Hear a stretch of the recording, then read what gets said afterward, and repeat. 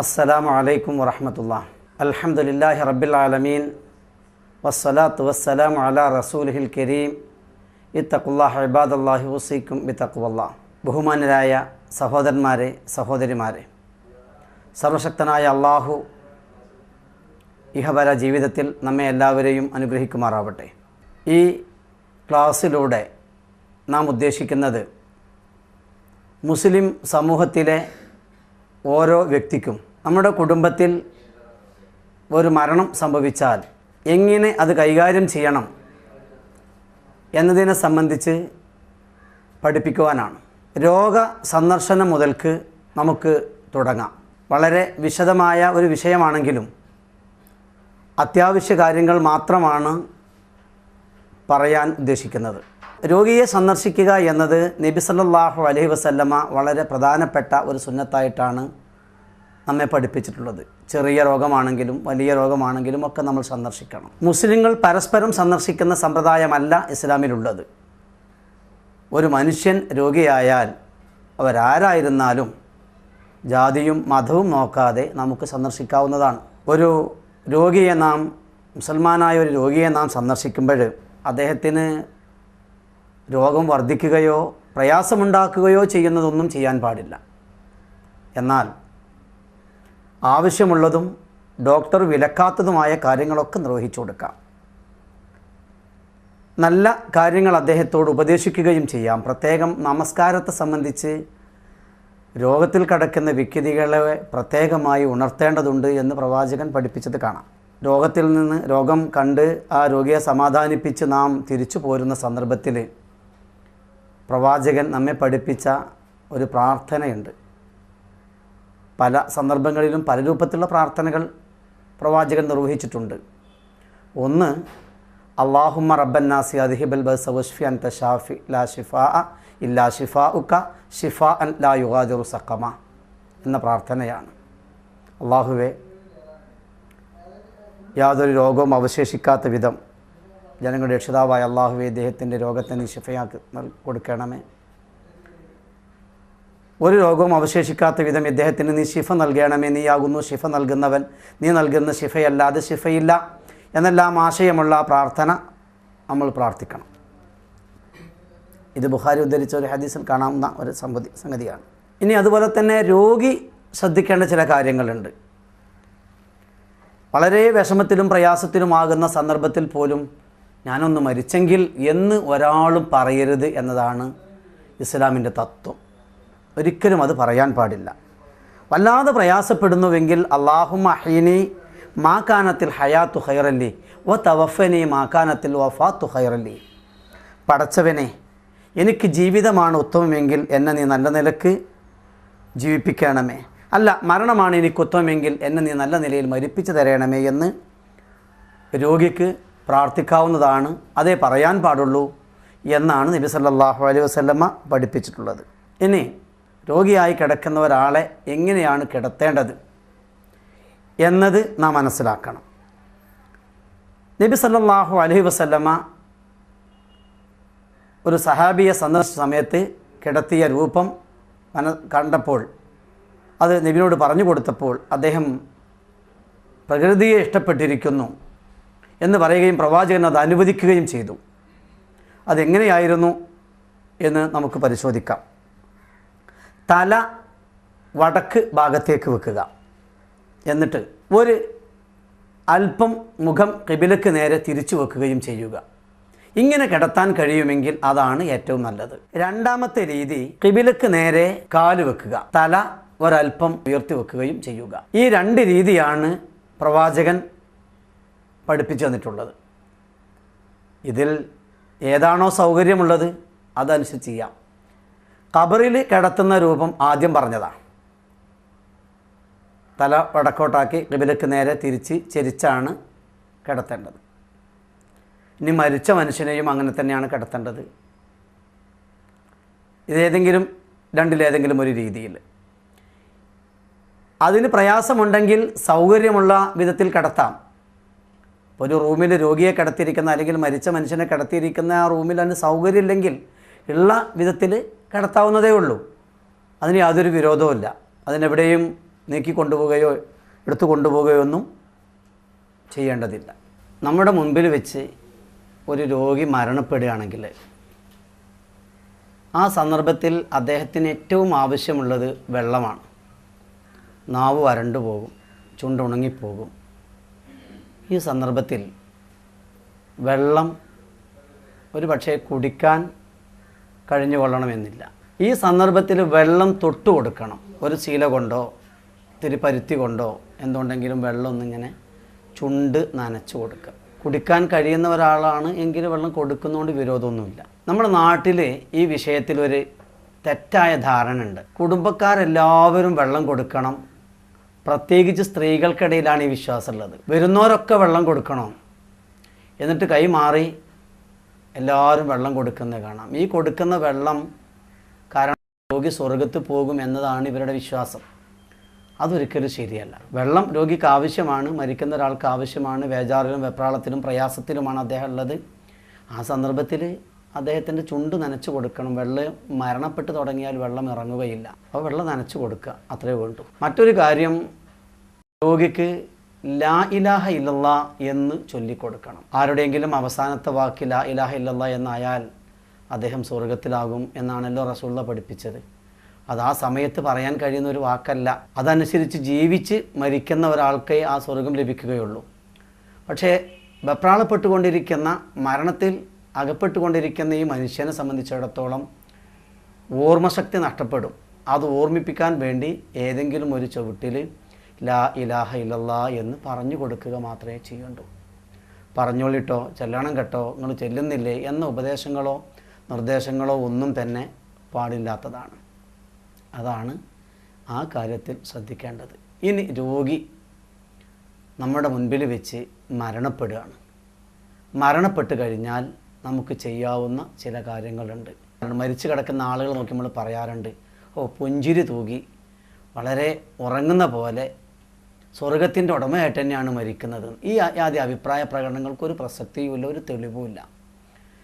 യഥാർത്ഥത്തിൽ രോഗിൻ്റെ അടുത്ത് നിന്ന മനുഷ്യൻ എത്ര കണ്ട് ഈ വിഷയത്തിൽ ബോധമുണ്ട്, അതാണ് ആ രോഗിയുടെ ആ മയ്യത്തിനെ സംബന്ധിച്ചിടത്തോളം അദ്ദേഹത്തിൻ്റെ മുഖവും അദ്ദേഹത്തിൻ്റെ ആ കൈകാലുകളും ഒക്കെ നേരെ നിൽക്കാനുണ്ടായ കാരണം.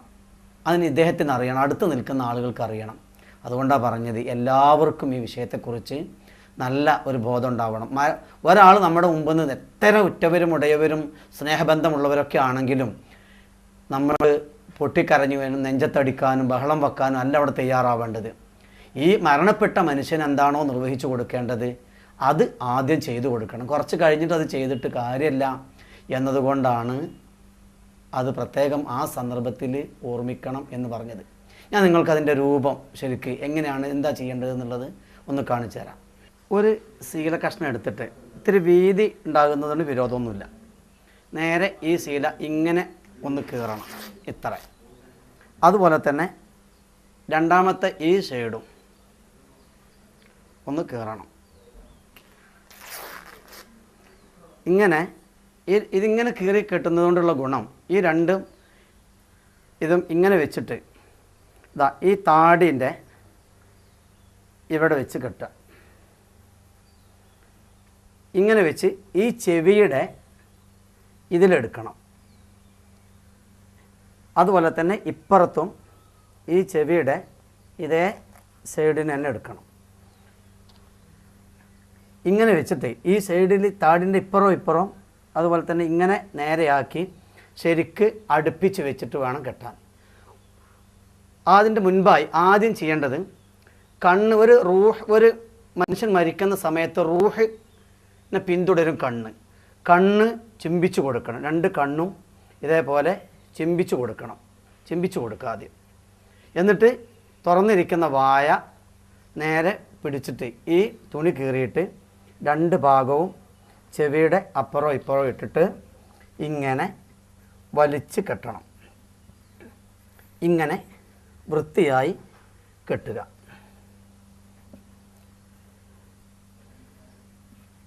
ഇങ്ങനെ കെട്ടിക്കഴിഞ്ഞു. ഇനി ഇങ്ങനെ കെട്ടിക്കഴിഞ്ഞാൽ താടിയുള്ള ആളാണെങ്കിലും മുടിയുള്ള ആളാണെങ്കിലും ഒന്നും നീങ്ങിപ്പോകില്ല. ഇതാണ് ആദ്യം ചെയ്യേണ്ട പണി. ഇത് കഴിഞ്ഞാൽ കൈ നേരെ വെച്ച് കൊടുക്കണം. 2 കൈയും നേരെ ശരീരത്തിനോട് ചേർത്തി. ചില നാടുകളിൽ അത് കെട്ടലാണ്, ഉണ്ടായിരുന്നാലും വിരോധമില്ല എന്നാണ് മനസ്സിലാകുന്നത്. അതോടൊപ്പം തന്നെ ഒരു ശീല കഷ്ണം കീറിയിട്ട് ഈ കാല് രണ്ടും ഇതേപോലെ വെക്കണം. എന്നിട്ട് ഈ തള്ളവിരൽ ഇങ്ങനെ കൂട്ടിക്കെട്ടുക, ഇങ്ങനെ കെട്ടുക. ഇതാണ് ചെയ്യേണ്ടത്. ഇങ്ങനെ ആകുമ്പോൾ ഒരു പ്രയാസമല്ല. ഇപ്പോൾ നമുക്കിത് വേഗം മനസ്സിലാകും, വളരെ ഭംഗിയുള്ള രൂപത്തിലാണ് ഇതുള്ളതെന്ന്. എന്നിട്ട് അവിടെ ഒരു തുണി കൊണ്ട് മൊത്തം മൂടി ഇടുക എന്നതാണ് പ്രവാചക ചര്യ. ഇനി നമുക്ക് ചെയ്യാനുള്ള പണി വിവരമറിയിക്കുക എന്നുള്ളതാണ്. വിവരമറിയിക്കാൻ ഇന്ന് നമ്മുടെ സമുദായത്തിൽ പല മാർഗങ്ങളും ആളുകൾ സ്വീകരിച്ചു വരുന്നുണ്ട്. സ്പീക്കർ വാഹനത്തിൽ കെട്ടി അനൗൺസ് ചെയ്യുക എന്നുള്ളതാണ്. അത് ജാഹിലിയത്താണ്. ഒരിക്കലും ഇസ്ലാമും അതുമായി ഒരു ബന്ധവുമില്ല. സ്പീക്കർ കെട്ടി ഇന്ന് നമ്മുടെ സമുദായം ഇന്നാ ലില്ലാഹി വ ഇന്നാ ഇലൈഹി റാജിഊൻ എന്ന് മൈക്കിലൂടെ പറയുകയും ഇന്നയിടത്ത് ഇന്നയാൾ മരിച്ചിരിക്കുന്നു, ഇന്ന സമയത്ത് മയ്യിത്ത് നമസ്കാരം പങ്കെടുക്കുക എന്നൊക്കെ അനൗൺസ് ചെയ്യുകയും ചെയ്യുന്ന സമ്പ്രദായം ഇസ്ലാമികമല്ല. പ്രവാചകൻ്റെ കാലത്ത് വിളിച്ചു പറയുന്ന ഒരു ഏർപ്പാടും ഉണ്ടായിരുന്നില്ല. എത്രത്തോളം എന്നാൽ പള്ളിയുടെ കവാടത്തിൽ നിന്ന് ഇന്നയിടത്ത് ഇന്നവൻ മരിച്ചിരിക്കുന്നു എന്ന് വരുന്നവരോടും പോകുന്നവരോടും പോലും വിളിച്ചു പറയുന്ന സമ്പ്രദായം പ്രവാചകൻ്റെ കാലത്ത് ചെയ്തിരുന്നില്ല. പ്രവാചകൻ അത് പ്രോത്സാഹിപ്പിച്ചിട്ടുമില്ല, മാത്രമല്ല നിരോധിക്കുക ചെയ്യുകയും ചെയ്തിട്ടുണ്ട്. എന്നാൽ ആവശ്യമുള്ള ആളുകളെയൊക്കെ വിവരം അറിയിക്കാം, അതിന് ഇസ്ലാം വിരോധിച്ചിട്ടുമില്ല. സന്ദർശകരായി വരുന്ന ആളുകൾ ഈ മയ്യത്തിൻ്റെ അടുത്ത് എത്തിക്കഴിഞ്ഞാൽ അവർക്ക് വേണ്ടി പ്രാർത്ഥിക്കുകയാണ് ചെയ്യേണ്ടത്. കരിങ്കൊടി കുത്തി വരുന്ന സമ്പ്രദായം ഇസ്ലാമിന് പരിചയമില്ല, അത് തെറ്റാണ് എന്നർത്ഥം. എന്ത് പ്രാർത്ഥനയാണ് നബി സല്ലല്ലാഹു അലൈഹി വസല്ലമ ഇവിടെ പ്രാർത്ഥിച്ചത്? എന്താണ് പഠിപ്പിച്ചത്? അല്ലാഹുമ്മ ഗഫിർലി, അത് പേര് പറയാൻ കിട്ടുമെങ്കിൽ ഈ പദത്തിന് ശേഷം പേര് പറയുക, ഇല്ലെങ്കിൽ അല്ലാഹുമ്മ ഗഫിർലി ഹാദൽ മയ്യിത്തി വർഫഅ ദറജതഹു ഫിൽ മഹ്ദിയീന വഖുൽഫുഹു ഫി അഖബിഹി വഗ്ഫിർ ലനാ വലഹു യാ റബ്ബൽ ആലമീൻ വഫ്സഹ് ലഹു ഫി ഖബ്രിഹി വനവ്വിർ ലഹു ഫീഹി. ഇതാണ് പ്രവാചകൻ ചെയ്ത പ്രാർത്ഥന. ഇത് നമ്മളും നിർവഹിക്കണം. അല്ലാഹുവേ, ഈ മയ്യത്തിന് നീ പുറത്തു കൊടുക്കണമേ. നല്ലവരുടെ കൂട്ടത്തിൽ ഇദ്ദേഹത്തിൻ്റെ പദവിയെ നീ ഉയർത്തണമേ. ഇദ്ദേഹത്തിൻ്റെ ബാക്കിയുള്ളവരിൽ നിന്നും ഇദ്ദേഹത്തിനൊരു പ്രതിനിധിയെ നീ ആക്കണമേ. ഞങ്ങൾക്കും ഇദ്ദേഹത്തിനും നീ പുറത്തു തരണമേ. ഇദ്ദേഹത്തിൻ്റെ ഖബറിനെ നീ വിശാലമാക്കുകയും പ്രകാശമുള്ളതാക്കുകയും ചെയ്യണമേ എന്ന് സന്ദർശകരൊക്കെ ഈ മയ്യത്തിന് വേണ്ടി പ്രാർത്ഥിക്കണം എന്ന് പ്രവാചകൻ പഠിപ്പിച്ചിട്ടുണ്ട്. ഏറ്റവും എളുപ്പത്തിൽ മയ്യത്ത് മറവ് ചെയ്യാനുള്ള ശ്രമമാണ് പിന്നീട് വേണ്ടത്.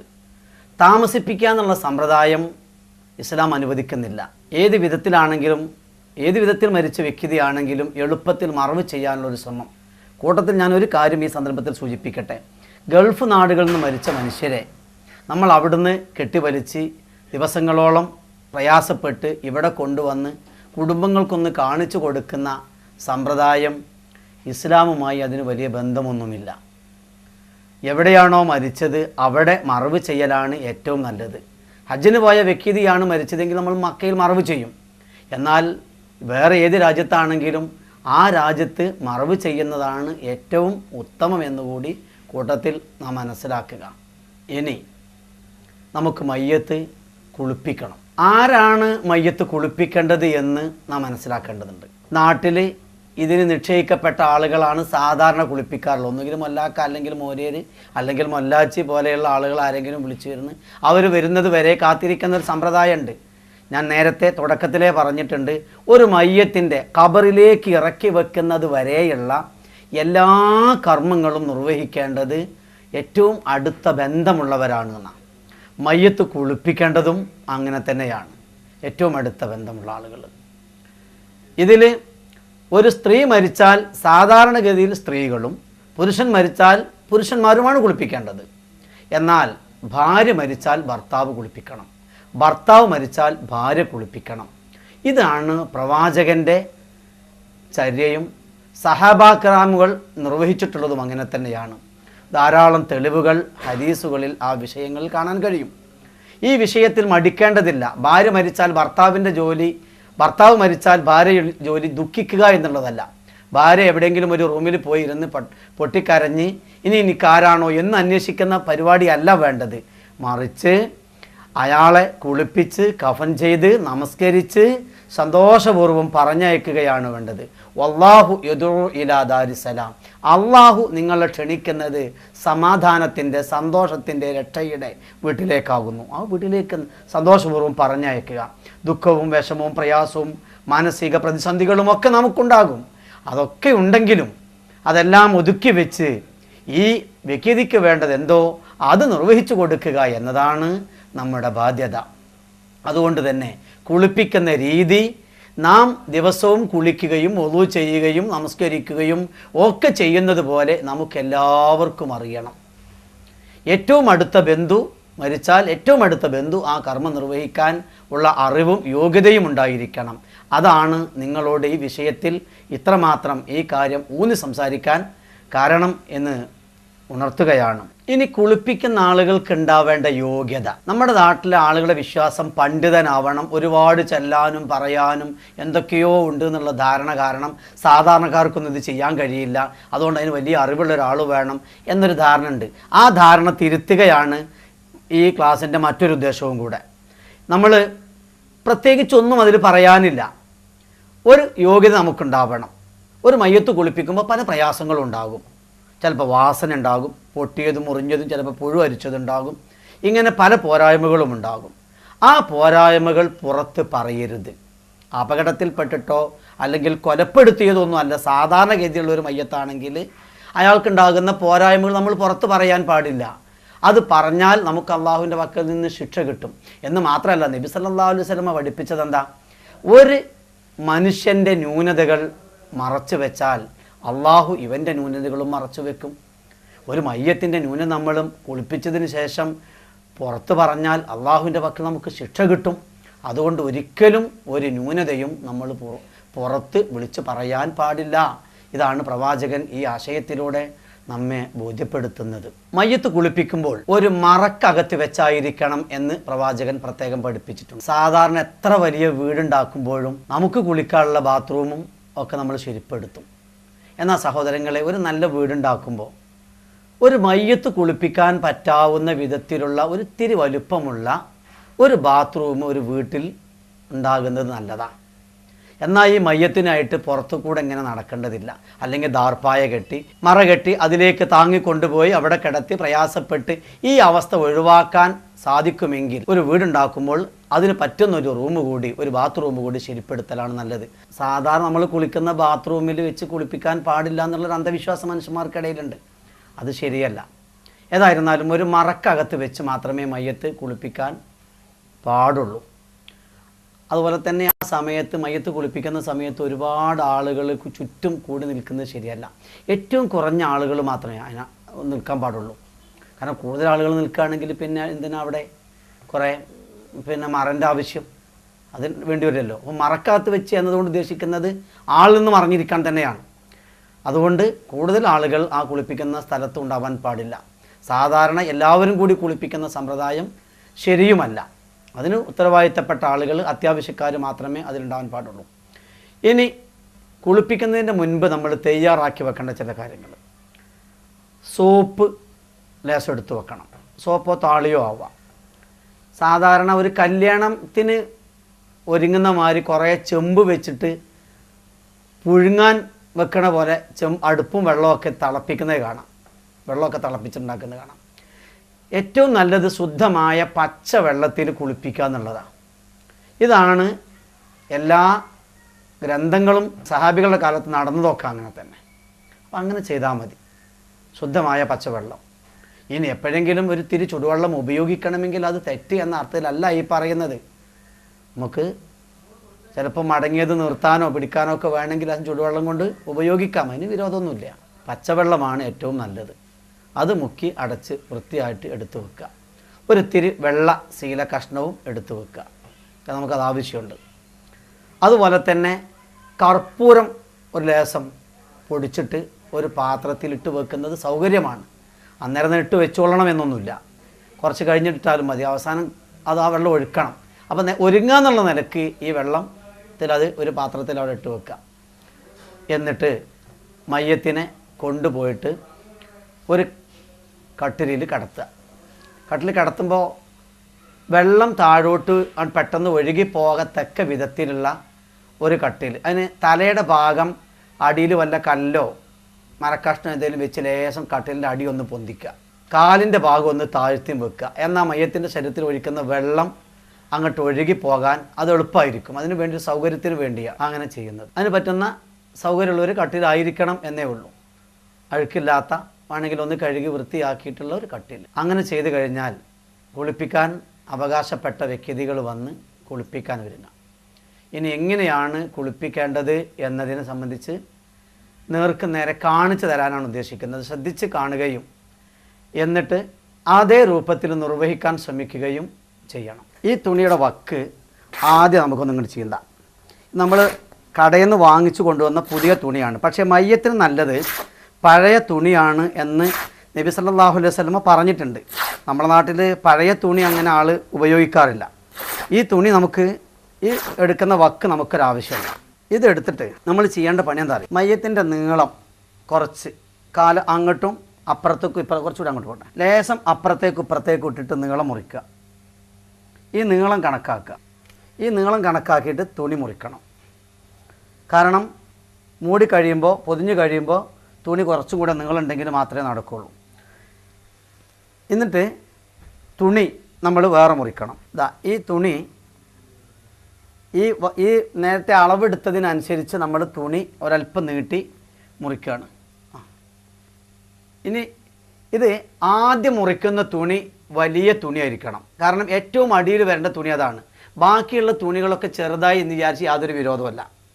ആദ്യത്തെ തുണി കുറച്ച് വലിപ്പത്തിൽ മുറിക്കുക. അതുകൊണ്ടാണ് നമ്മൾ മൂടുക. അവസാനത്തെ കെട്ട് അതുകൊണ്ടാണ് വരിക. അതുകൊണ്ട് അത് വലിപ്പം കുറയാൻ പാടില്ല. ഈ തുണി ഇതിൻ്റെ അളവെടുത്ത് നമ്മൾ കഴിഞ്ഞു. ഇതിനേക്കാൾ കുറച്ചും കൂടെ നീട്ടിയിട്ട് തുണി മുറിച്ചു. തുണി ഒരു പ്രയാസമല്ല, എളുപ്പത്തിൽ ഇങ്ങനെ തന്നെ നമുക്ക് ആർക്കും മുറിച്ചെടുക്കാവുന്നതേ ഉള്ളൂ. ഇതാണ് വലിയ കഷ്ണം തുണി. ഇനി ഇതുപോലെ തന്നെ പുരുഷനാണെങ്കിൽ ഇതേ വലിപ്പത്തിൽ ഒരു കഷ്ണം തുണിയും കൂടി മുറിക്കണം. രണ്ടാമത്തെ ഒരു കഷ്ണം തുണിയും കൂടെ നമ്മൾ മുറിച്ചെടുത്തു. ഇനി പുരുഷനാണെങ്കിൽ 3 കഷ്ണം തുണിയാണ് വേണ്ടത്. സ്ത്രീ ആണെങ്കിൽ 2 കഷ്ണം തുണി. ഇത് മൂന്നാമത്തെ കഷ്ണം മതി. ഇത് അല്പം ചെറുതാണ്, ഒരു വിരോധമല്ല. എന്നിട്ട് ഈ തുണി മടക്കി വെക്കണം. വളരെ എളുപ്പത്തിൽ മടക്കി വെക്കാവുന്ന ഒരു പരിപാടിയുണ്ട്. അതിനോട് ഒപ്പിച്ച് പിടിച്ചോ. ഇത് 2 തുണി. ഇനി മൂന്നാമത്തൊരു കഷ്ണം തുണിയും കൂടെ. ഇതതിൻ്റെ ഉള്ളിൽ വരണം. ഏറ്റവും മയ്യത്തിന് വെച്ച് കഴിഞ്ഞാൽ ആദ്യം വരേണ്ട തുണി ഇതായിരിക്കണം. അവസാനം വരേണ്ടത് വലിയ തുണിയും. അത് സെൻട്രലാക്കി വെച്ച് ഇതാ 1, 2 അവസാനത്തെ തുണി, മൂന്നാമത്തേത് ചെറുത്. എന്നിട്ട് ഈ തുണി രണ്ടും നേരെ വെച്ചിട്ട് ഒരേ വലിപ്പത്തിൽ വെച്ച് കഴിഞ്ഞിട്ട് ഇങ്ങനെ വെച്ച് കഴിഞ്ഞിട്ട് ഉള്ളോട്ട് മടക്കുക. ഇതൊരു എളുപ്പത്തിന് വേണ്ടിയാണ്. രണ്ടും ഉള്ളോട്ട് ഒരേ അളവിൽ മടക്കുക. രണ്ടും ഒരേ അളവിൽ ഉള്ളോട്ട് മടക്കുക. ഇങ്ങനെ ഒരേ അളവിൽ മടക്കണം. ഇങ്ങനെ മടക്കി വെച്ച് കഴിഞ്ഞാൽ ഗുണം എന്താ അറിയോ, കുളിപ്പിച്ചിടത്ത് വെച്ച് തന്നെ എന്ത് ചെയ്യാം, കഫൻ ചെയ്യാം. പിന്നെ മയ്യത്ത് അങ്ങോട്ടും ഇങ്ങോട്ടും പിടിച്ചു വലിച്ചു കൊണ്ട് നടക്കുന്ന ഒരു പ്രശ്നമല്ല. ഇങ്ങനെ മടക്കി അവിടെ കെട്ടിയവിടെ വെക്കുക. ഈ ശീല കഷ്ണം നമുക്ക് ആവശ്യമുണ്ട്. ഒന്നും കൂടെ നോക്കി. ഓക്കെ. ഇനി വലിയൊരു കഷ്ണവും നമുക്ക് ആവശ്യമുണ്ട്. ഈ 3 കഷ്ണം തുണി ഇതിങ്ങനെ വെച്ച് ഇതുകൊണ്ട് തന്നെ ഒന്ന് ചുറ്റിക്കെട്ടി അവിടെ വെച്ച് കഴിഞ്ഞു. കുളിപ്പിച്ച് കഴിഞ്ഞതിന് ശേഷം ആ തുണി എടുക്കേണ്ട ആവശ്യം വരുന്നുള്ളൂ. അതിൻ്റെ മുൻപേ കുളിപ്പിക്കുന്ന സമയത്ത് കുറച്ച് തുണി വേണം. അത് ചെറിയ കഷ്ണം തുണി പോലെയുള്ളത് മതി. ഇനി നമുക്ക് കുളിപ്പിക്കാൻ ഒരുങ്ങാം. ഇപ്പോൾ നമ്മൾ കുളിപ്പിക്കാവുന്ന കട്ടിലിൽ കൊണ്ടുപോയി മയ്യത്തിനെ കിടത്തി കഴിഞ്ഞു. കുളിപ്പിക്കാൻ ഒരുങ്ങുമ്പോൾ ആദ്യം നമ്മൾ നേരത്തെ കെട്ടിയ കെട്ട് അഴിക്കാം. അതുപോലെ തന്നെ കാലുമല കെട്ടും നമുക്ക് അഴിക്കാം. നമ്മുടെ നാട്ടിൽ സാധാരണഗതിയിൽ കൈ കെട്ടലുണ്ട്, കൈമ കെട്ടിയിട്ടുണ്ടെങ്കിൽ ആ കെട്ടും അഴിക്കണം. ഈ കെട്ടും അഴിച്ചു. എന്നിട്ട് ഈ സമയത്ത് ഡ്രസ്സും അഴിച്ചു മാറ്റാം. ഡ്രസ്സും അഴിച്ചു മാറ്റി കഴിഞ്ഞതിന് ശേഷം മയ്യത്തിനെ താങ്ങി ഇരുത്താം. ആ സമയത്ത് ഈ മൂടിയ തുണി മാറ്റണമെങ്കിൽ മാറ്റുന്നതിന് വിരോധമില്ല. പക്ഷേ ഏതായിരുന്നാലും മയ്യത്തിൻ്റെ മുകളിൽ ഒരു നേരിയ തുണി ഇട്ട് വേണം കുളിപ്പിക്കാൻ. അതാണ് നല്ലത് എന്ന് ഹദീസ് നമുക്ക് മനസ്സിലാക്കാൻ പറ്റും. എന്നിട്ട് 2-3 ആളുകൾ കൂടെ ഉണ്ടാവണം. ഒരാൾ മയ്യത്തിനെ അങ്ങനെ 2 ആളുകൾ താങ്ങിയിരുത്തണം. താങ്ങിയിരുത്തിയിട്ട് ഇപ്പോൾ വയറ് നന്നായിട്ട് തടവി കൊടുക്കുക. ആ സമയത്ത് ഈ പാന പോലെയുള്ള പാത്രം കൊണ്ട് വെള്ളം നന്നായിട്ട് ഒഴിച്ചു കൊടുക്കുക. ആ വെള്ളം നന്നായിട്ട് ഒഴിച്ചു കൊടുക്കുമ്പോൾ ആ വരുന്ന അഴുക്കൊക്കെ പോകും. ഇതിപ്പോൾ എന്തിനാ ഇങ്ങനെ ചെയ്യുന്നറിയോ? കഫൻ ചെയ്യുന്ന സമയത്ത് വല്ല അഴുക്കോ മറ്റോ വയറ്റുന്നോ ഇതിനോ പുറത്ത് വന്നാൽ അത് മോശമാണ്. അപ്പോൾ അത് വരാതിരിക്കാൻ വേണ്ടിയാണ് ഇങ്ങനെ നമ്മൾ തടവി കൊടുക്കുന്നത്. അങ്ങനെ തടവി കൊടുത്തു കഴിഞ്ഞാൽ അവിടെ തന്നെ താങ്ങി അവിടെ കിടത്തുക, പതുക്കെ കിടത്തുക. വളരെ ശ്രദ്ധിക്കണം. എന്നിട്ട് ഇടത് കയ്യിൽ ശീല ചുറ്റുക. നമ്മളുടെ ഇടത് കയ്യിൽ ശീല നന്നായിട്ട് ചുറ്റുക. ഇതേപോലെ ശീല ചുറ്റുക. ശീല ചുറ്റിയിട്ട് നമ്മൾ 2 ഭാഗവും എന്ത് ചെയ്യണം? വൃത്തിയായിട്ട് കഴുകി കൊടുക്കണം. ഇങ്ങനെ കൈയിട്ടിട്ട് ഇടത് കൈ കൊണ്ട് കൈയിട്ടിട്ട് 2 ഭാഗവും കഴുകി കൊടുക്കുക. ഉള്ളിൽ അതാണ് മുന്നും പിന്നും ഒക്കെ വൃത്തിയായിട്ട് കഴുകി കൊടുക്കുക. എന്നിട്ട് ആ ശീല എടുത്തു മാറ്റുക. വീണ്ടും ഒന്നും കൂടി കഴുകണമെങ്കിൽ സോപ്പ് ഒക്കെ ഇട്ടിട്ട് നന്നായിട്ട് ഒന്നും കൂടെ വീണ്ടും വൃത്തിയായിട്ട് കഴുകി കൊടുക്കുക. ഇങ്ങനെയാണ് ചെയ്യേണ്ടത്. ഇങ്ങനെ കഴുകി കൊടുത്തു കഴിഞ്ഞാൽ പിന്നെ വലത് കയ്യിൽ ഒരു ശീല ചുറ്റുക. വലത് കയ്യിൽ ഒരു ശീല ചുറ്റിയിട്ട് വായ ശരിക്ക് വൃത്തിയാക്കി കൊടുക്കുക. ശരിക്ക് വായ ഇങ്ങനെ വൃത്തിയാക്കി കൊടുക്കുക. പല്ല് ശരിക്കും ഇങ്ങനെ തുടച്ചിട്ട് ഇങ്ങനെ നല്ലോണം വൃത്തിയാക്കി കഴുകി ലെവലാക്കി കൊടുക്കുക. അതും കൂടെ മാറ്റിയിട്ട് 1-2 പ്രാവശ്യം 2-3 പ്രാവശ്യം ഇതേപോലെ പിന്നെ ശീല ചുറ്റിയിട്ട് വേറെ ശീല ചുറ്റിയിട്ട് ഉള്ളൊക്കെ കൈയിട്ട് നല്ലോണം വൃത്തിയാക്കി കഴുകി കൊടുക്കുക എന്നുള്ളതാണ് കൊടുക്കുക. അങ്ങനെ ചെയ്യണം. പിന്നെ നഖം മുറിച്ച് കളയണോ വെട്ടിക്കളയണോ എന്നുള്ളതാണ്. ഇതിൽ പണ്ഡിതന്മാർക്കിടയിൽ വ്യത്യസ്തമായ അഭിപ്രായങ്ങളുണ്ട്. ഏതായിരുന്നാലും ഒരു മനുഷ്യൻ്റെ 7 ദിവസം കൂടുമ്പോൾ അവൻ്റെ താടിയും മുടിയും നഖവും അതുപോലെ തന്നെയുള്ള കാര്യങ്ങളൊക്കെ വൃത്തിയാക്കണം. ഗുഹ്യസ്ഥാനത്തെ രോമം വടിച്ച് കളയണം, കാലിൻ്റെ നഖം മുറിക്കണം, കൈയിൻ്റെ നഖം മുറിക്കണം. ഇതൊക്കെ നേരത്തെ തന്നെ പ്രവാചകൻ നമ്മെ പഠിപ്പിച്ച കാര്യങ്ങളാണ്. അത് കൂടുതൽ നീട്ടിക്കൊണ്ടുപോകാൻ പാടില്ല. അപ്പോൾ രോഗിയായി കിടക്കുന്ന ആളുകൾ നമ്മൾ ശ്രദ്ധിക്കണം, നമ്മൾ ശ്രദ്ധിക്കണം.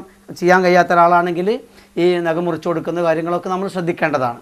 അപ്പോൾ അത് കഴിഞ്ഞാൽ പിന്നെ ഇങ്ങനെ ഈ കാര്യങ്ങൾ ചെയ്ത് കഴിഞ്ഞാൽ പിന്നെ നഖമൊക്കെ വൃത്തിയാക്കി എല്ലാം വെട്ടിക്കളയേണ്ടതില്ല. വല്ല അഴുക്ക് എന്തെങ്കിലും ഉണ്ടെങ്കിൽ അത് ഒരു ഇർക്കിളി കൊണ്ടോ മറ്റോ ഒന്നുമല്ല തോണ്ടിക്കളയുക. എന്നിട്ട് ഉളുവിൻ്റെ അവയവങ്ങൾ കഴുകി കൊടുക്കുക. ഉളു ചെയ്ത് കൊടുക്കുക. നമ്മൾ സാധാരണ കുളിക്കുമ്പോൾ ഉളു ചെയ്യുന്നത് പോലെ തന്നെ ഉളു ചെയ്ത് കൊടുക്കുക. ആദ്യം ഈ വലത് ഭാഗം മുൻകൈ കഴുകി കൊടുത്ത് അതുപോലെ തന്നെ പിന്നെ രണ്ടാമത് ഇടത് കൈ കഴുകി കൊടുത്ത് കഴുകി കൊടുത്ത് പിന്നെ വായ വൃത്തിയാക്കി കഴിഞ്ഞു. പിന്നെ കയ്യിൽ വെള്ളം എടുത്തിട്ട് മുഖം ശരിക്ക് കഴുകി കൊടുത്തു. പിന്നെ അത് കഴിഞ്ഞതിന് ശേഷം വലത് കൈ മുട്ടും കൈ ഇതുവരെ നന്നായി വൃത്തിയായിട്ട് കഴുകി കൊടുത്ത് പിന്നെ അതേപോലെ തന്നെ ഇടത് കൈയും വൃത്തിയായിട്ട് കഴുകി കൊടുത്ത് 3 പ്രാവശ്യം തന്നെ കഴുകി കൊടുത്ത് ഊതുവിൻ്റെ അവയവങ്ങൾ കഴുകി അത് കഴിഞ്ഞ് പിന്നെ തല തടവി ചെവിയും തടവി പിന്നെ അതേപോലെ തന്നെ കാലും അതേപോലെ തന്നെ വൃത്തിയായിട്ട് കഴുകി ഇതെല്ലാം കഴുകി കഴിഞ്ഞതിന് ശേഷം ഇനി നമുക്ക് കുളിപ്പിക്കാൻ ഒരുങ്ങാം. കുളിപ്പിക്കാൻ ഒരുങ്ങുമ്പോൾ നമ്മൾ ചെയ്യേണ്ട പണി ഈ നേരിയ തുണിൻ്റെ മുകളിൽ വെള്ളം ഒഴിച്ചിട്ട് അങ്ങോട്ട് കുളിപ്പിക്കാൻ ഒരുങ്ങുക. വലിയ പിന്നെ ഒരു കുറച്ച് വെള്ളം നല്ലവണ്ണം എടുത്തിട്ട് വലത് ഭാഗത്ത് ഒഴിക്കുക. വലത് ഭാഗത്ത് ഒഴിച്ച് തല മുതൽക്ക് വലത് ഭാഗം നന്നായിട്ട് കഴുകുക. വലത് ഭാഗത്ത് വൃത്തിയായിട്ട് കഴുകുക. നല്ലോണം വൃത്തിയായിട്ട് നല്ലോണം. അപ്പോൾ ഈ സോപ്പ് ഉപയോഗിക്കുക. ഇവിടെ ശ്രദ്ധിക്കേണ്ട ഒരു കാര്യം, കഴുകൽ 3 പ്രാവശ്യം തന്നെ വലത് ഭാഗം കഴുകും 3 പ്രാവശ്യം തന്നെ വൃത്തിയായി സോപ്പിട്ട് നല്ലോണം കഴുകുക എന്നുള്ളതാണ്. അങ്ങനെ ആ വിധത്തിൽ കഴുകണം. അതേപോലെ തന്നെ വലത് ഭാഗം കഴുകി കഴിഞ്ഞാൽ പിന്നെ അതേ രൂപത്തിൽ തന്നെ ഇടത് ഭാഗവും കഴുകുക. നന്നായിട്ട് വൃത്തിയായിട്ട് ഇടത് ഭാഗവും കഴുകുക. മുൻഭാഗം കാല് വരെ കഴുകണം. ഇടത് ഭാഗം കഴുകി കഴിഞ്ഞാൽ പിന്നെ എന്ത് ചെയ്യണം? പിന്നെ മയ്യത്തിനെ ഇടത് ഭാഗത്തേക്ക് ചെരിച്ച് കിടത്തുക. എന്നിട്ട് പതുക്കെ എന്ത് ചെയ്യുക? ഒന്ന് ഒന്ന് പതുക്കെ ഇങ്ങനെ ഒരാളും കൂടെ കൂടിയിട്ട് ഒന്ന് ചെരിച്ച് കിടത്തുക. ചെരിച്ചിട്ട് ഇങ്ങനെ നേർക്കാല് മടക്കണേ, കാല് കാല് കാല് മടങ്ങണ ശ്രദ്ധിക്കണം. ഒന്ന് ഈ പുറത്തിൻ്റെ വലത് ഭാഗം നല്ലോണം വൃത്തിയായിട്ട് കഴുകി കൊടുക്കുക. ഈ കാലിൻ്റെ അഴകും ഇതൊക്കെ നല്ലോണം ശ്രദ്ധിക്കണം. അത് കഴിഞ്ഞാൽ 3 പ്രാവശ്യം തന്നെ അതും കഴുകി കൊടുക്കുക. തൻ്റെ ഭാഗവും ഈ ഭാഗങ്ങളെല്ലാം നന്നായിട്ട് 3 പ്രാവശ്യം കഴുകി കൊടുക്കുക. അത് കഴിഞ്ഞാൽ പിന്നെന്ത് ചെയ്യുക, ചെരിച്ച് കിടത്തിയിട്ട് ബാക്കിയുള്ള ഭാഗവും വൃത്തിയായിട്ട് കഴുകി കൊടുക്കുക. കാല് വരെ നന്നായിട്ട് കഴുകി കൊടുക്കുക. ഇത് 3 പ്രാവശ്യം തന്നെ ചെയ്യുക ഓരോ കഴുകലും. അത് മതി. ഇങ്ങനെ കിടത്തി കഴിഞ്ഞാൽ ഇങ്ങനെ കുളിപ്പിച്ച് കഴിഞ്ഞു. പിന്നെ അപ്പോൾ വൃത്തിയായി. 1 കഴിഞ്ഞാൽ പിന്നെ 3 കഴിഞ്ഞാൽ പിന്നെ 5 എന്നാണ്. അപ്പോൾ ഈ ഒരു കുളിപ്പിക്കലോട് കൂടി തന്നെ എന്താവണം, വൃത്തി ആയിട്ട് കുളിപ്പിക്കണം. എന്നിട്ട് നമ്മൾ നേരത്തെ എടുത്തു വെച്ച കർപ്പൂരത്തിൻ്റെ വെള്ളം തല മുതൽക്ക് കാല് വരെ അങ്ങോട്ട് ഒഴിക്കുക. അല്ലെങ്കിൽ സുഗന്ധമുള്ള ഏതെങ്കിലും ഒരു വസ്തു ഉപയോഗിച്ചാൽ മതി. നമ്മുടെ നാട്ടിൽ ഉപയോഗിച്ച് വരുന്നത് കർപ്പൂരമാണ്, കർപ്പൂരമാണ് പറഞ്ഞിട്ടുള്ളതും. ഇനി കർപ്പൂരമില്ലെങ്കിൽ ഏതെങ്കിലും ഒരു സുഗന്ധ ഉള്ള വെള്ളം ഒഴിച്ചു കൊടുക്കുക. ഇത് കഴിഞ്ഞാൽ ഒരു തോർത്തുമുണ്ട് എടുക്കുക. തോർത്തുമുണ്ട് എടുത്തിട്ട് എന്ത് ചെയ്യണം, ശരിക്ക് ഒന്ന് മെല്ലെ, തോർത്താൻ പാടില്ല, ഒപ്പിയെടുക്കുക. ഇപ്പം കുളിപ്പിച്ച് കഴിയുന്ന സമയം മേലിലിട്ട തുണി ചിലപ്പം മോശമായിട്ടുണ്ടാകും, ഈ അഴുക്കൊക്കെ പിടിച്ചിട്ട്. അപ്പോൾ അതെന്ത് ചെയ്യുക, തോർത്തുമുണ്ട് ഉടുപ്പിച്ചിട്ട് ഈ മുണ്ട് ഇതങ്ങോട്ട് മാറ്റുക. എന്നിട്ട് ഒരു തോർത്തുമുണ്ട് എന്തെങ്കിലും ഉടുപ്പിച്ചിട്ട് ഈ വെള്ളം ഒഴിച്ചു കൊടുത്ത് ഒരു തോർത്തുമുണ്ട് കൊണ്ട് അല്ലെങ്കിൽ ഒരു തുണി കൊണ്ട് എല്ലാം ഒന്ന് ഒപ്പിയെടുക്കുക. ഈ തലയും ഇതൊക്കെ ഒന്ന് ഒപ്പിയെടുക്കുക. ഇത് തന്നെ സ്ത്രീകളാണെങ്കിൽ തലമുടി എന്ത് ചെയ്യണം, 3 ഭാഗമായിട്ട് മടഞ്ഞ് ബാക്കിലേക്ക് ഇടണം. 3 ഭാഗമാക്കി ബാക്കിലേക്ക് ഇടണം. മടഞ്ഞിടാൻ പറ്റുമോ ഞാൻ ചെയ്യാം. പുരുഷന്മാരാണെങ്കിൽ ഒരു അകന്ന പല്ലുള്ള ചീർപ്പ് കൊണ്ട് തലമുടി ചീകി കൊടുക്കുക. താടിയൊക്കെ ഒന്ന് മെല്ലെ ഒന്ന് വാർന്നു കൊടുക്കാം, അതിനൊന്നും വിരോധമല്ല. അങ്ങനെ ഒന്ന് വൃത്തിയാക്കുക. അല്ലാതെ ചിക്ക അകറ്റാൻ നിൽക്കേണ്ടതില്ല. ആ രൂപത്തിൽ ചെയ്യാം. എന്നിട്ട് ആ തോർത്ത് മുണ്ടുകൊണ്ട് തന്നെ ഒപ്പിക്കഴിഞ്ഞാൽ പിന്നെ ഈ തുണിയും കൂടെ ഈ കട്ടിലും കൂടെ, നമ്മൾ കുളിപ്പിച്ച കട്ടിലും കൂടെ ഒന്ന് കഴുകിയാണ്ട് വൃത്തിയാക്കിയതിന് ശേഷം നമുക്ക് എന്ത് ചെയ്യാം, കഫൻ ചെയ്യാൻ പറ്റും. അവിടുന്ന് തന്നെ ഈ കുളിപ്പിച്ച കട്ടിലുമേ തന്നെ വെച്ച് നമുക്ക് കഫൻ ചെയ്യാൻ പറ്റും. അതാണ് വേണ്ടത്. അതിനി കഫൻ ചെയ്യുന്ന രീതി എങ്ങനെയാണെന്നുള്ളത് കൂടെ ഞാനിപ്പോൾ കാണിച്ചു തരാം. അപ്പോൾ സഹോദരങ്ങളെ, നമ്മൾ നേരത്തെ ഈ തുണി മടക്കി വെച്ചു. ഇത് പിടിച്ചിട്ട് ഈ മയ്യത്തിനെ നമ്മൾ നേരത്തെ തുണി മാറ്റി വെച്ചിട്ട് ഇങ്ങോട്ട് വെച്ചിട്ട് പതുക്കെ ഈ തുണി ഇവിടെ വെക്കുക. എന്നിട്ട് ഇവിടെ നമ്മൾ ഉടുപ്പിച്ച തുണി ഉണ്ടല്ലോ, ഈ ഉടുപ്പിച്ച തുണി ഇങ്ങനെ വെച്ചിട്ട് മയ്യത്തിനെ ഒന്ന് മെല്ലെ ഒന്നും ഇങ്ങോട്ട് ചെരിക്കുക. ഇങ്ങനെ ചെരിച്ചിട്ട് ഈ തുണി സെൻറ്ററിൽ വെക്കുക. എന്നിട്ട് അങ്ങോട്ട് നിവർത്തുക. എന്നിട്ട് മയ്യത്തിനെ പതിയെ അതിലേക്ക് അങ്ങോട്ട് കടത്തുക. ഇനി ഈ തുണി ഇവിടുന്ന് ഇങ്ങോട്ടും നിവർത്തുക. ഒന്ന് മെല്ലെ ചെരിച്ചിട്ട് ഇങ്ങോട്ട് കടത്തുക. അതാ ഇപ്പോൾ കണ്ട നിങ്ങൾ ഏറ്റവും എളുപ്പത്തിൽ ഇതാക്കാൻ പറ്റും. ഇത് നീർത്തുന്ന സമയത്ത് നമ്മൾ ശ്രദ്ധിക്കേണ്ട ഒരു കാര്യം ഉണ്ടായിരുന്നു. ഈ തുണി ലേശം വലുപ്പത്തിൽ ഇതാക്കേണ്ടിരുന്നു. അപ്പോൾ അതൊന്ന് ക്ലിയർ ചെയ്യേണ്ടതുണ്ട്. അത് ശ്രദ്ധിക്കാതെ പോയൊരു കാര്യമാണ്. ഈ തുണി ഇത്ര ഇങ്ങോട്ട് വരാൻ പാടില്ല, കുറച്ചും കൂടി മുകളിലേക്ക് പോകണം. അതുകൊണ്ട് ഒന്ന് പതുക്കെ അത് കിടത്തുന്ന സമയത്ത് ശ്രദ്ധിക്കണം. അപ്പോൾ ശരിയാക്കി നമ്മൾ തുണി വൃത്തിയായിട്ട് കിടത്തി കഴിഞ്ഞു.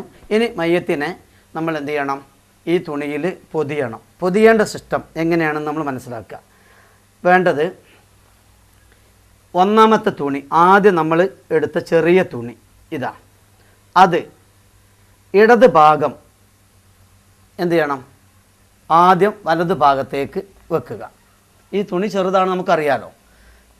അതേപോലെ തന്നെ ഈ ഭാഗത്തുള്ള ഈ കഷ്ണവും പിന്നീട് വലത് ഭാഗത്തേക്ക് കൊണ്ടുവരിക. അതാ ഇങ്ങനെ കൊണ്ടുവരിക. അതിന് ശേഷം നമുക്ക് എന്ത് ചെയ്യാം, ഈ തുണി ഇങ്ങനെ എടുക്കാം. പക്ഷേ ചില നാടുകളിലൊക്കെ ഒരു തുണി ഉടുപ്പിക്കുന്നതായിട്ട്, അടിയിൽ ഉടുപ്പിക്കുന്നതായിട്ട് ജഡ്ഡി പോലെ അല്ലെങ്കിൽ ഒരു തുണി പോലെയോ ഉടുപ്പിക്കുന്നതായിട്ട് കാണാം. യഥാർത്ഥത്തിൽ അത് ഹദീസിലെങ്ങും അതിന് തെളിവ് കാണുന്നില്ല എന്നുള്ളതാണ്. എന്നിട്ട് ഈ തുണി, ഇവിടെ ബാക്കി വരുന്ന തുണി ഇങ്ങനെ ഉള്ളോട്ട് തിരികെ ഇങ്ങോട്ട് കൊണ്ടുവരിക. ഇതാ ഈ തുണി ഇങ്ങനെ കെട്ടുക. ചുളിവ് കഴിയുന്നതും ഒഴിവാക്കുന്നതാണ് ഭംഗി. പ്രത്യേകം ശ്രദ്ധിക്കേണ്ട ഒരു വിഷയം, ചില മയ്യത്തുകൾ തടി വണ്ണം അധികമുള്ളതാണെങ്കിൽ ഈ വെക്കുന്ന തുണി ഒരല്പം നീക്കി അങ്ങോട്ടും ഇങ്ങോട്ടും വെക്കേണ്ടി വരും. അപ്പോഴേ വലിപ്പം പാകമായി കിട്ടുള്ളൂ. ഒരേ ലെവലിൽ വെച്ചാൽ ചിലപ്പോൾ തുണി ശരിയായിക്കൊള്ളണം എന്നില്ല. അതിനുള്ള പരിഹാര മാർഗം ഈ നമ്മൾ വെക്കുന്ന തുണി ഒരല്പം അങ്ങോട്ടും ഇങ്ങോട്ടും നീട്ടി വെക്കുക എന്നുള്ളതാണ്. അപ്പോൾ ആദ്യം നമ്മൾ എടുത്തത് ഇടത് ഭാഗത്ത് നിന്ന് അങ്ങോട്ടും പിന്നെ വലത് ഭാഗത്ത് നിന്ന് ഇങ്ങോട്ടും. ഇനി അതിന് ഓപ്പോസിറ്റായിട്ടാണ് അടുത്ത തുണി വെക്കേണ്ടത്. ഇവിടെ നിന്ന് ഇങ്ങോട്ട് എടുത്തു, ഇതാ ഇങ്ങനെ വെച്ച് പൊതിയുക. അപ്പോഴേ ഈ തുണി ബാക്കിയുള്ള തുണി കാലിൻ്റെ ഉൾഭാഗത്തേക്ക് വരണം. ശ്രദ്ധിക്കേണ്ട ഒരു കാര്യമാണ്. ഇതിന് ശേഷം വീണ്ടും ആ തുണി മറുഭാഗത്തേക്ക് ഇങ്ങനെ വെച്ച് കഴിഞ്ഞു. ഈ ചുളിവ് ഒഴിവാക്കാൻ നല്ലത് ആ തൻ്റെ ഭാഗത്തേക്ക് വയ്ക്കുക. ഇനി വീണ്ടും അടുത്ത തുണി നേരെ ഓപ്പോസിറ്റിൽ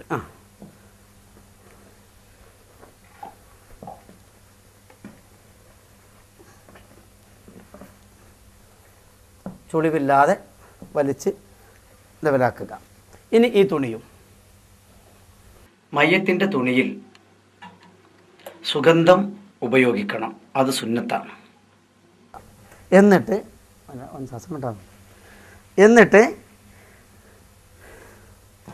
അവിടെ കെട്ടണം.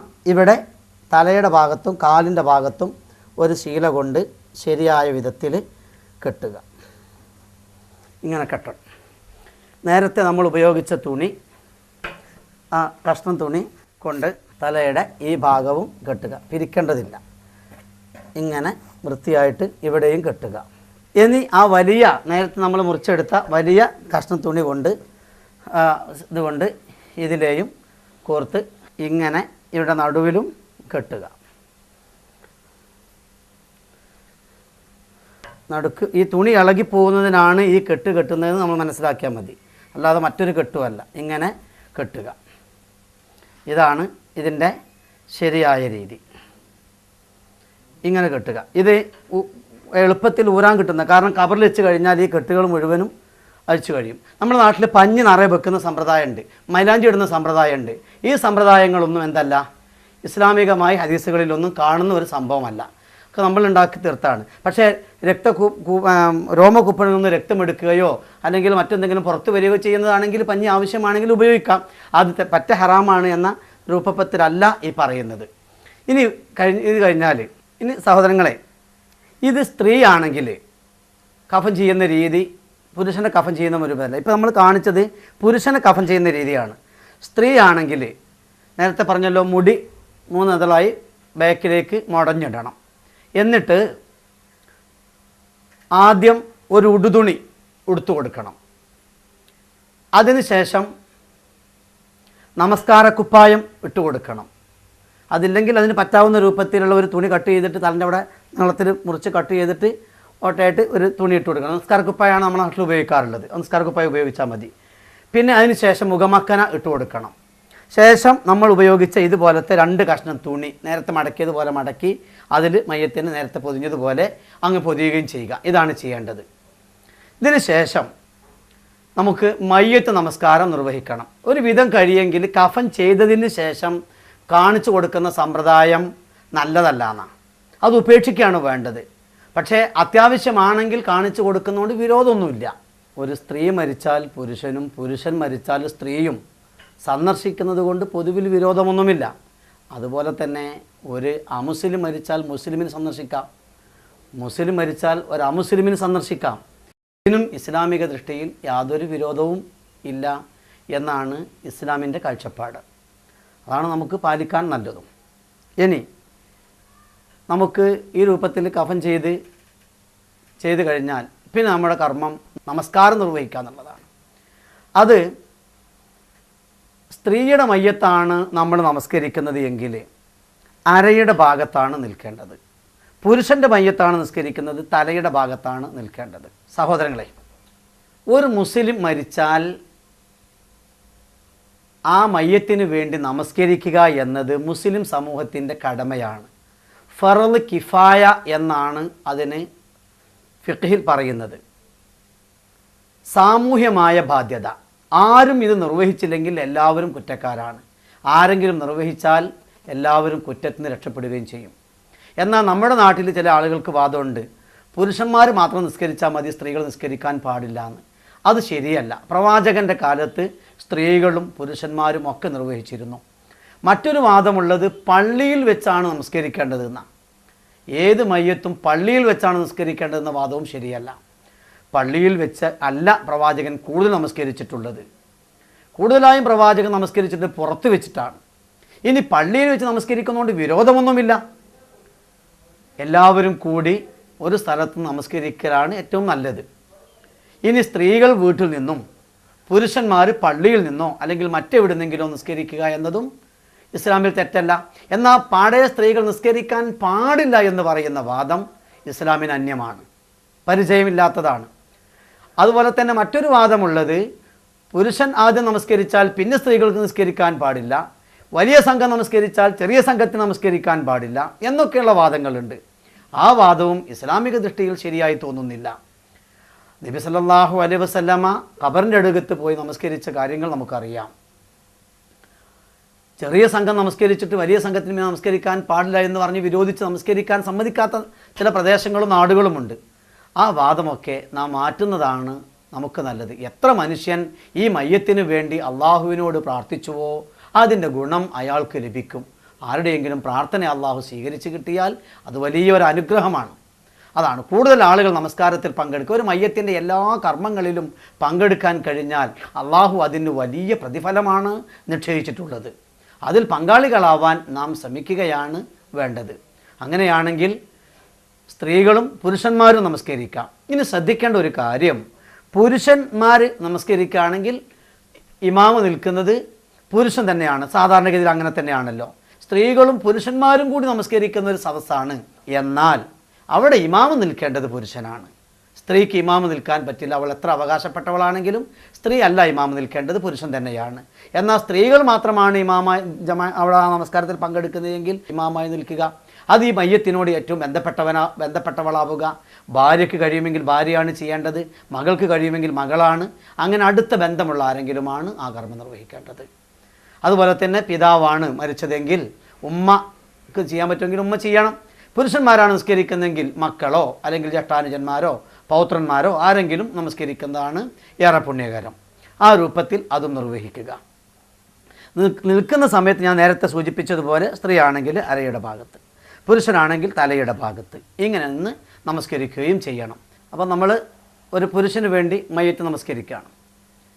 തലയുടെ ഭാഗത്ത് നിന്ന് ഈ മയ്യത്തിന് അള്ളാഹുവിന് വേണ്ടി നമ്മൾ പ്രാർത്ഥിക്കുന്നു എന്ന ഉദ്ദേശത്തോടെ രണ്ട് കൈയിലും ചുമലിന് നേരെ ഉയർത്തി അല്ലാഹു അക്ബർ എന്ന് പറയുക. എന്നിട്ട് ഫാത്തിഹയാണ് ആദ്യം ചൊല്ലേണ്ടത്. രണ്ടാമത്തെ റക്അത്തിൽ രണ്ടാമത്തെ തെക്ബീർ റക്അത്ത് നമസ്കാരത്തിലേ ഉള്ളൂ, മയ്യിത്ത് നമസ്കാരത്തിലില്ല. രണ്ടാമത്തെ തെക്ബീറിൽ നബി സല്ലല്ലാഹു അലൈഹി വസല്ലമയുടെ പേരിൽ നാം ചൊല്ലുന്ന അത്തഹിയാത്തിൽ തുടർന്ന് നാം ചൊല്ലാറുള്ള സ്വലാത്ത്, ആ സ്വലാത്ത് ചൊല്ലുക. മൂന്നാമത്തേത് മയ്യത്തിന് വേണ്ടിയുള്ള പ്രാർത്ഥനയാണ്, അത് നിർവഹിക്കുക. നാലാമത്തെ തെക്ബീറിന് ശേഷം നീണ്ട പ്രാർത്ഥനയുണ്ട്, അത് ചൊല്ലാൻ സാധിക്കുമെങ്കിൽ അത് ചൊല്ലുക. എന്നിട്ട് ആദ്യം വലത് ഭാഗത്തേക്ക് പിന്നീട് ഇടത് ഭാഗത്തേക്കും സലാം വീട്ടുക. നമസ്കാരത്തിൻ്റെ രൂപം യഥാവിധി ഞാൻ നിങ്ങളുടെ മുമ്പിൽ ഒന്ന് കാണിച്ചു തരികയാണ്.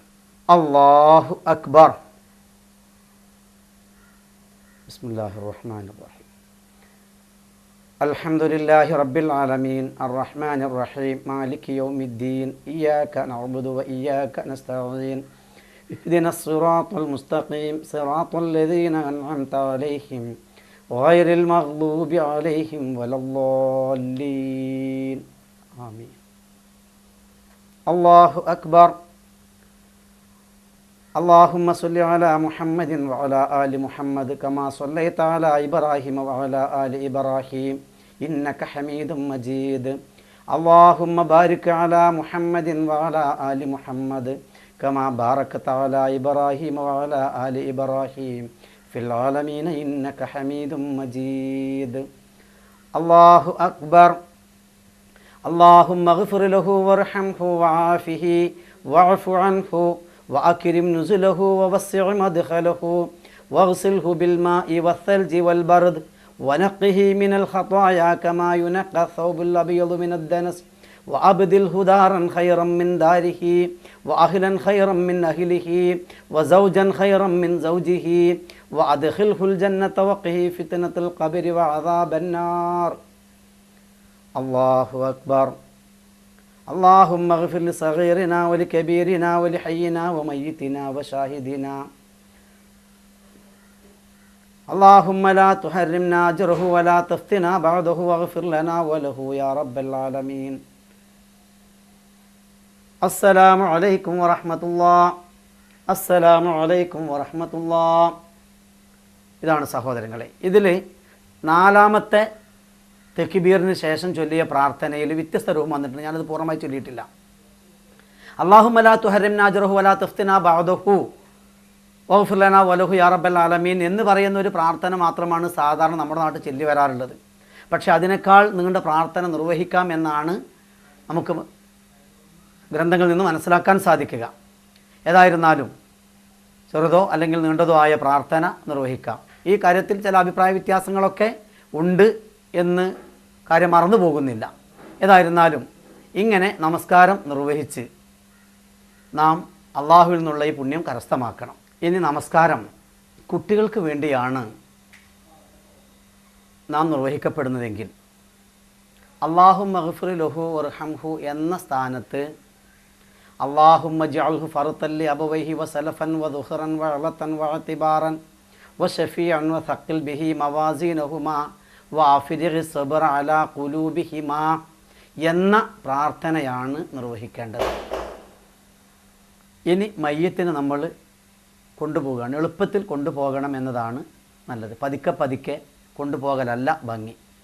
കൂടെയുള്ള ആളുകൾ മുന്നിലും പിന്നിലുമായി മയ്യത്തിനോടൊപ്പം തന്നെ പോവുക. അങ്ങനെ ഖബറിടത്തിൽ കൊണ്ടുപോയി മറവ് ചെയ്യുക. 3 സമയങ്ങളിൽ മറവ് ഖബറിലേക്ക് ഇറക്കി വെക്കുന്നത് നബി സല്ലല്ലാഹു അലൈഹി വസല്ലമ അനുവദിച്ചിട്ടില്ല. 1 സൂര്യൻ ഉദിച്ചുയരുന്ന സമയത്ത്, 2 സൂര്യൻ മധ്യാഹ്നത്തിലെത്തുന്ന ദുഹറിൻ്റെ തൊട്ട് മുൻപേയുള്ള സമയം, 3-ാമത്തെ സമയം സൂര്യൻ അസ്തമിക്കുന്ന സമയം. ഈ 3 സമയത്ത് മയ്യത്ത് മറവ് മാടുന്നതും അതുപോലെ തന്നെ നമസ്കരിക്കുന്നതും പ്രവാചകൻ വിരോധിച്ചിട്ടുണ്ട്. മയ്യത്ത് നിസ്കാരമല്ല, എല്ലാ നമസ്കാരവും വിരോധിച്ചിട്ടുണ്ട്. അത് ഒന്ന് ശ്രദ്ധിക്കണം. അതുപോലെ തന്നെ മയ്യത്ത് ഖബറിലേക്ക് ഇറക്കി വെക്കേണ്ടവരാരാണെന്നറിയുമോ? ഏറ്റവും അടുത്ത ബന്ധമുള്ള ആളുകളാരോ അവരാണ്. ഇറക്കി വെക്കുമ്പോൾ കാലിൻ്റെ ഭാഗമാണ് ആദ്യം ഖബറിലേക്ക് ഇറങ്ങി താഴേണ്ടത്. തലയുടെ ഭാഗം അവസാനമേ താവാൻ പാടുള്ളൂ. എന്നിട്ട് ഈ നമ്മൾ നേരത്തെ കെട്ടിയ കെട്ടൊക്കെ അഴിച്ചു വെക്കണം. അതിനുശേഷം മൂടുകല്ല് വെച്ച് മൂടണം. മൂടുകല്ല് വെച്ച് കഴിഞ്ഞാൽ നമ്മളെല്ലാവരും അർത്ഥവത്തായ ഒരു പ്രാർത്ഥനയോടെ, ഒരു വാക്കുകളോടെ മണ്ണ് വാരി, ഇങ്ങനെ 3 പിടി മണ്ണ് വാരി ഖബറിലേക്കിടും. മിൻഹാ ഖലഖനാകും വഫീഹാ നുഈദുകും വമിൻഹാ നുഖ്രിജുകും താറത്തൻ ഉഖ്റാ എന്ന് പറഞ്ഞുകൊണ്ടാണ് ആ 3 പിടി മണ്ണ് നമ്മൾ വാരിയിടുക. അത് മൂടിക്കഴിഞ്ഞാൽ ഖബറ് ഒട്ടും ഉയർത്തരുത്. മീസാൻ കല്ല് എഴുതി വെക്കരുത്. ഖബറാണെന്ന് അറിയിക്കാൻ വേണ്ടി 2 കല്ല് അപ്പുറവും ഇപ്പുറവും വെക്കുക മാത്രമേ പാടുള്ളൂ. പറന്നിരിക്കലാണ്. ഒരു ചാണിൽ കൂടുതൽ പൊന്തിക്കൽ ഇസ്ലാമികമായി ഹറാമാണ്. നമ്മുടെ നാട്ടിൽ അത്തരത്തിലുള്ള ഒരുപാട് അനാചാരങ്ങളും വേണ്ടാവൃത്തികളും നടക്കുന്നുണ്ട്. ഉപ്പയ്ക്ക് വേണ്ടി, ഉമ്മയ്ക്ക് വേണ്ടി, ഭാര്യയ്ക്ക് വേണ്ടി, ഭർത്താവിന് വേണ്ടി ആകെ കൂടി ചെയ്യാനുള്ളത് പേരെഴുതി വെക്കുക എന്നുള്ള സമ്പ്രദായം അത് ഇസ്ലാമികമല്ല. ഉപേക്ഷിക്കണം അത് എന്നാണ് എനിക്കെൻ്റെ സഹോദരങ്ങളോട് പറയാനുള്ളത്. നമുക്കറിയാലോ, നാം ഉഹദിലും അതുപോലെ തന്നെ യുദ്ധക്കളങ്ങളിലൊക്കെ സന്ദർശിക്കുമ്പോൾ, മദീനയുടെ പരിസരത്തുള്ള യുദ്ധക്കളങ്ങൾ നാം സന്ദർശിക്കുമ്പോൾ ഒരൊറ്റ മീസാൻ കല്ലും ഉഹദ് യുദ്ധത്തിൻ്റെ രണാങ്കണത്തിൽ നമുക്ക് കാണുക സാധ്യമല്ല. അവിടെ ലോകത്തിലെ ഏറ്റവും പ്രശസ്തരായ ഷഹീദുകളുണ്ട്. ആ ഷഹീദുകളുടെ ഖബറിടത്തിലൊന്നും ഇത് നാം കാണുന്നില്ല. ഹജ്ജിനും ഉംറക്കുമൊക്കെ പോയ ആളുകൾ മദീന സന്ദർശിക്കുമ്പോൾ അവർക്ക് അത് കാണാൻ കഴിയും. എന്നാൽ മദീന പള്ളിയിലെ ബക്കയിൽ ഒരുപാട് മീസാൻ കല്ലൊക്കെ വെച്ചിട്ടുണ്ട്, അതില്ല എന്നല്ല ഞാൻ പറയുന്നത്. പക്ഷെ അത് എവിടെയായിരുന്നാലും ഇസ്ലാമികമായി അതിന് യാതൊരു തെളിവുമില്ല. എന്നുള്ളതാണ് നാം മനസ്സിലാക്കേണ്ടത്. നമുക്കും അത് വേണ്ട. പ്രവാചകന്റെ ചര്യയിൽ എന്തുണ്ടോ അത് മാത്രം നാം ചെയ്താൽ മതി എന്ന്. ഈ മണ്ണ് ഒക്കെ ഇട്ട് മൂടി കഴിഞ്ഞതിന് ശേഷം പ്രവാചകൻ പഠിപ്പിച്ചു തന്ന ഒരു ചര്യ അനുസരിച്ച് അവിടെ ഇരുന്ന് നാം തസ്ബീത്ത് ചൊല്ലണം. അവിടെ അല്പസമയം നിന്ന് ഒരൊട്ടകത്തിന് അറുത്ത് വാരിക്കൊടുക്കുന്ന സമയമാണ് അതിന് കണക്കാക്കിയിട്ടുള്ളത്. അല്ലാഹുമ്മ സബ്ബിതുഹു ഇൻദ സുആൽ, അല്ലാഹുമ്മ അൽഹിംഹുൽ ജവാബ്, അല്ലാഹുമ്മ ജാഫിൽ ഖബറ അൻ ജംബി, അല്ലാഹുമ്മഗ്ഫിർ ലഹു വർഹംഹു, അല്ലാഹുമ്മ ആമിൻഹു മിൻ കുല്ലിൽ ഫസഅ. ഇത് എല്ലാവരും കൂടി കൂട്ടമായിട്ട് അങ്ങനെ ചെല്ലുക. ഇതാണ് വേണ്ടത്. നമ്മുടെ നാട്ടിലുള്ള സമ്പ്രദായം ആദ്യം ഉണ്ടായിരുന്നത് മയ്യത്തിൻ്റെ തലക്കും ഭാഗത്തിരുന്ന് തെൽക്കീൻ ചൊല്ലിക്കൊടുക്കലായിരുന്നു. പക്ഷേ തെൽക്കീൻ ചൊല്ലിക്കൊടുക്കുക എന്ന് പറയുന്ന സമ്പ്രദായം ഇസ്ലാമിന് പരിചയമില്ലാത്തതാ. അത് പിന്നീടുണ്ടായതാ. ഇപ്പോൾ രണ്ടും കൂടി ആയിട്ടുണ്ട് ചില സ്ഥലങ്ങളിൽ. തസ്ബീത്തും ഉണ്ട്, അത് കഴിഞ്ഞാൽ തെൽക്കീനും ഉണ്ട്. ഇതെന്തിനാ? നബി എന്താണോ പഠിപ്പിച്ചത് അത് നിർവഹിച്ചാൽ മതി. നബി സല്ലല്ലാഹു അലൈഹി വസല്ലം പഠിപ്പിച്ചത് തെൽക്കീൻ ചൊല്ലാനല്ല, തസ്ബീത്ത് ചൊല്ലാനാണ്. മയ്യത്തിൻ്റെ സ്ഥിരതയ്ക്ക് വേണ്ടി, പ്രാർത്ഥനയ്ക്ക് ഉത്തരം ചെയ്യാൻ വേണ്ടി, ഇങ്ങനെയുള്ള കാര്യങ്ങൾ, ആശയപരമായ അർത്ഥമുള്ള പദങ്ങളാണ് പ്രവാചകൻ പഠിപ്പിച്ചിട്ടുള്ളത്. അതാണ് നമുക്കും നിർവഹിക്കാനുള്ളത്. എന്നിട്ട് അങ്ങനെ അത്രയും കഴിയുന്നത്ര സമയം അവിടെ അത് ചൊല്ലി നാം അവിടുന്ന് പിരിഞ്ഞു പോരുക. ഇതാണ് ചെയ്യാനുള്ളത്. ഇതിനോടനുബന്ധിച്ച് പിന്നീട് നിർവഹിക്കപ്പെടുന്ന ഒരുപാട് ആചാരങ്ങളുണ്ട്. അടിയന്തരങ്ങൾ, അടിയന്തരം എന്ന പേരിലാണ് അത് നടത്തപ്പെടാറുള്ളത്. കണ്ണൂക്ക് 7, 15, 40 എന്നൊക്കെ പറഞ്ഞിട്ട് സദ്യയുണ്ടാക്കി കഴിക്കുക. അതിന് കുറേ ആളുകളും തയ്യാറാവുക. ഇസ്ലാം അത് അനുവദിക്കുന്നില്ല. കാരണം അത്രയും മോശമാണ്. മറവ് ചെയ്ത് വന്ന ഉടനെ തന്നെ കുറേ ആളുകൾക്ക് ആ സമയത്ത് തന്നെ ഭക്ഷണം വിളമ്പുന്ന ഒരു സമ്പ്രദായം നമ്മുടെ പ്രദേശങ്ങളിലുണ്ട്. ദൂരെ നിന്ന് വന്ന ആളുകൾക്കല്ലേ ഭക്ഷണം കൊടുക്കുന്നത്? അതിനെന്തെങ്കിലും ഏർപ്പാടുണ്ടാവണ്ടേ? അതിനുവേണ്ടി സൗകര്യപ്പെടുത്തുക. അതിനെന്താ, എന്നാ മരിച്ച വീട്ടിൽ വേണ്ട, എന്തെങ്കിലും ഇത്തിരി ഭക്ഷണം കൊടുക്കണ്ടേ, ദൂരെ നിന്ന് വന്ന ആളുകളല്ലേ എന്ന് പറയുന്നു. എന്നിട്ട് വെക്കുന്നത് നെയ്ച്ചോറ് തന്നെ ആയിക്കോട്ടെ, കൂട്ടാൻ ഇറച്ചി തന്നെ ആയിക്കോട്ടെ, എന്നാൽ പിന്നെ ഈ കുപ്പേരിയും അതുപോലെ തന്നെ അച്ചാറും ഒക്കെ അതും വേണ്ടേ, എങ്ങനെ അതന്നെ തിന്നാം എന്ന് വിചാരിച്ച് ഇതെല്ലാം ഒരുക്കി ഒരു കല്യാണത്തിൻ്റെ പ്രതീതി ഉണ്ടാക്കുന്ന വിധത്തിലുള്ള സദ്യ തൊട്ടടുത്ത വീട്ടിൽ നിർവഹിക്കപ്പെടുന്നതാണ് ഇന്നത്തെ സമൂഹത്തിൽ നാം കാണുന്നത്. അത് നമുക്ക് വേണ്ടാത്തതാണ്. അത് ഉപേക്ഷിക്കുക സഹോദരങ്ങളെ. അവർക്ക് സൗകര്യമുള്ളയിടത്ത് അവർ ഭക്ഷണം കഴിക്കട്ടെ, പോകുന്നവർ പോകട്ടെ, വീണ്ടും തഅസിയത്തിന് വേണ്ടി വരുന്ന ആളുകൾ അതിൻ്റെ സമയങ്ങൾ വന്നുകൊള്ളട്ടെ. ഇതൊക്കെ അല്ലാതെ ഈ പേരും പറഞ്ഞ് ഒരു ഭക്ഷണം ഉണ്ടാക്കി കഴിക്കുന്ന സമ്പ്രദായം നമുക്ക് വേണ്ട. ഇതുപോലെ ഇസ്ലാമിൽ പ്രവാചകൻ പഠിപ്പിച്ചു തന്നിട്ടുള്ള, പ്രവാചകന്റെ സഹാബാക്രാമുകൾ അവരുടെ ജീവിതം നമുക്ക് അവരുടെ ജീവിതത്തിലൂടെ കാണിച്ചു തന്നിട്ടുള്ള ആ കർമ്മങ്ങളും സുന്നത്തുകളുമാണ് നാം പാലിക്കേണ്ടത്. പ്രവാചകൻ പഠിപ്പിച്ചെന്ന സുന്നത്താണ് ജീവിതത്തിൽ പാലിക്കേണ്ടത് എന്ന് പ്രത്യേകം ഉണർത്തുന്നു.